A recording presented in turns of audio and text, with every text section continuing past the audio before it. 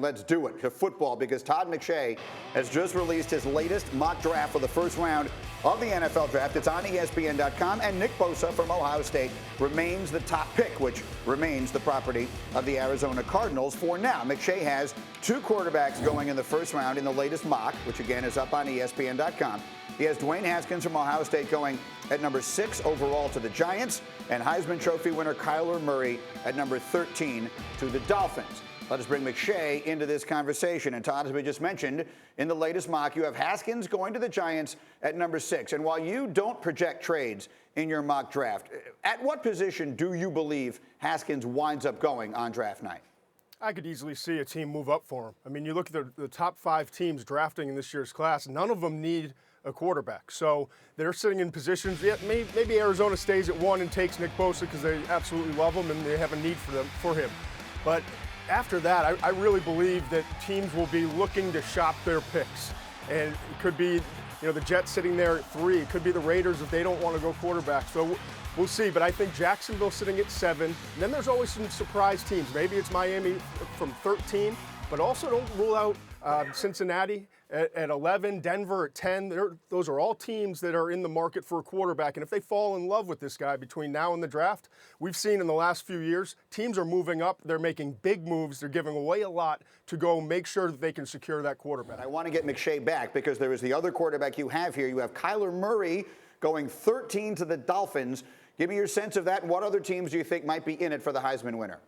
Yeah, Kyler's the most intriguing player in this draft. He really is. I mean, is he going to play football? Is he just using this as leverage to get more money out of the Oakland A's? If he does decide to go this route and takes the guaranteed money, is he going to stay in football? Then you're talking about a 5'9" quarterback who's coming in off of one year as a starter, just like we talked about with Haskins. And so Kyler Murray, for all the explosiveness and the pure passing skills that he has, I think he's the most explosive quarterback we've seen in the draft since Michael Vick. But there's a lot of risk here. It's going to be interesting. I have him going 13 to the Miami Dolphins. It's going to be intriguing. Jacksonville sitting there at 7. You've got Cincinnati, Denver in the 11 and 10 spots respectively, Miami at 13. And then after that, if he starts to fall, I think it would probably take a team moving back up to go get Kyler Murray. All right, well done, McShay. Thank you. And we'll talk about this a little more as we continue. And you can see McShay's latest mock draft, as I mentioned, right now on ESPN.com. There are the top 7 that you were looking at. The entire thing is up on .com. See who he has going to your favorite team. Do you like Dwayne Haskins to the Giants as a fit? I like Dwayne Haskins to the Giants for a number of reasons. But first of all, I think he has the temperament to be able to handle that New York media. I mean, he's a very cool, calm, collected player. But the number one reason, the thing that's most important, he's a big guy. He has a strong arm. He can cut the wind in MetLife Stadium. You've been in there, Greeny. You see that thing swirling around?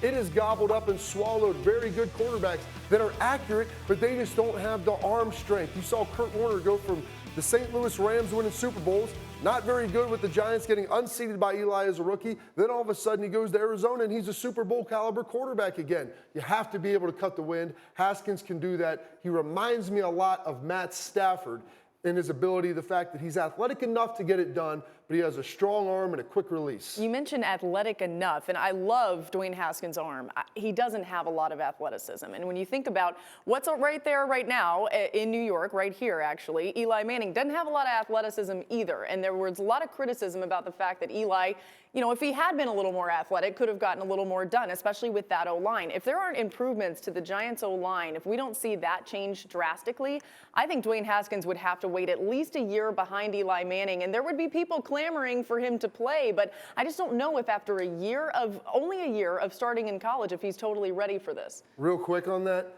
they do need to improve their offensive line. The one thing that's killed Eli is he's held on to the ball too long. Yeah. Haskins gets the ball out of his hand pretty quickly, I think, which bodes very well for him. One other Haskins point, too, is that he was coached by Ryan Day very closely, and Ryan Day is somebody who lets you get ready for the pros quite well. Giants are drafting high, but they're kind of a win-now team with the team they've put together. Let me bring Orlovsky into this. Dan Orlovsky is with us talking about young quarterbacks. What do you make of the possibility of Dwayne Haskins to the Giants? Love it. Absolutely love the kid as a player on tape. I would keep Eli and certainly allow Dwayne Haskins to sit and prepare and learn from Eli. But when you watch Haskins on tape, 2 things stand out, Greeny. First of all, very understanding of, okay, this is my play. I've got a problem on this play. These are my answers. I've got a protection issue. This is my hot guy, or this is the coverage. That's the defender that I need to move. Those are really special skills for a young player. And then the understanding that matchups. Where's my matchup? The defense is giving me this kind of matchup. I said this about Sam Darnold last year coming out. Really accurate with bad feet. Sometimes guys are going to get in your pocket. Sometimes offensive linemen are going to get pushed back. You guys have mentioned the Giants not having a great offensive line. Able to be accurate with bad feet or not perfect feet, a trait of his. I love him. How about Kyler Murray, who, again, McShay has going 13 to the Dolphins? What do you think of that? I don't love that, mainly because the Dolphins have decided to sign Chad O'Shea from the Patriots to be their offensive coordinator. He's been there for about a decade now as the wide receivers coach. Kyler Murray looks nothing like Tom Brady. Kyler Murray is very much so a freelance, recess, get out of the pocket, allow me to be a weapon athletically. Chad O'Shea, one would assume, is going to bring an offense that is predicated on a quarterback running the line of scrimmage, making sure we're in and out of checks, changing protections, distributing the ball, certainly not getting to the perimeter. So I don't see that fit. If that's what Chad O'Shea is going to do, I don't see that fit between him and Kyler Murray.